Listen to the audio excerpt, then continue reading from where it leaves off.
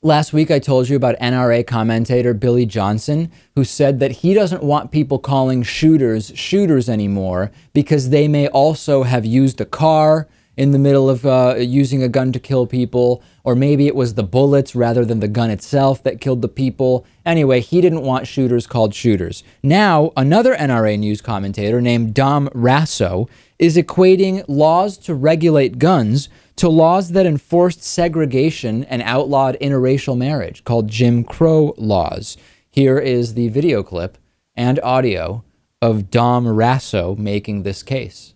So just because someone makes a law that says you can't buy, own, or carry a weapon doesn't make it lawful. Jim Crow laws were also passed and enforced, and those were equally as unconstitutional. Too many Americans don't think of the Second Amendment as a civil rights issue, and that's dangerous, because all of those rights together define freedom. If you're free to speak but not to worship, you aren't free. If you're free to vote but not to speak, you aren't free either. And if you're free to do everything but defend yourself with a firearm, you're not going to feel very free when you're holding the phone, waiting on the cops to save you from a home invader. Every human being on earth is born with the right to life, liberty, and the pursuit of happiness, as well as the freedom of speech, freedom of religion, freedom of the press, and freedom to own and bear arms. These aren't just American rights, and they aren't rights that the government dictates to its citizens. They are human rights that we're all born with, regardless of the Constitution or government. A human right, as opposed to what? Like a bear right? A cockroach right? I don't even get what it means to say that gun ownership is a human right. I'm a human, so that gives me the right to bring a submachine gun anywhere I want. I mean, it doesn't make any sense. But if we take a step back, let me state out loud what his position is. This is my new thing. Sometimes when you hear the comment, you're like, yeah, that's crazy. But let's say it for what it is.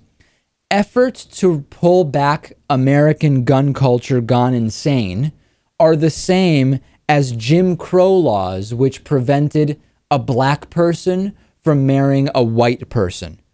I am sick and tired of the false victimization. Christians are victims because in spite of being the dominant majority in the U.S. and having the only religious holidays for their religion in this country, they're being victimized because they aren't allowed to discriminate against gay people.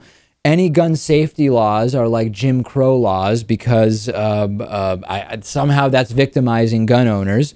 This is getting completely out of hand, and too many people buy into this. If you look at our YouTube channel, anytime we talk about guns, the gun nuttery is completely out of control.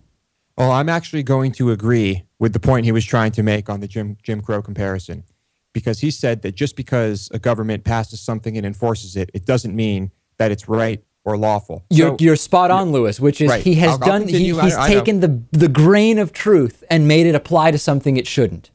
That's it. So, okay, would that apply to spying, to drone strikes on American citizens, to the suspension of habeas corpus and indefinite detention? Yes, I think all of those things are true. Jim Crow laws, right.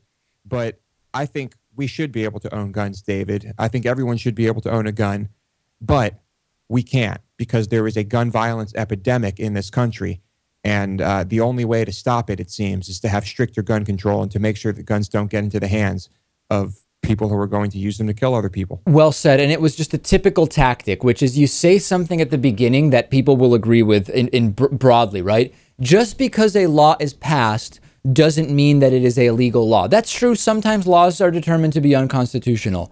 Therefore, gun safety laws are like laws banning interracial marriage. That's where it goes completely off the deep end. And oftentimes, all people listen to is the very beginning, and then they say, oh, yeah, that's true. I'll believe the rest of what this guy spoon feeds to me.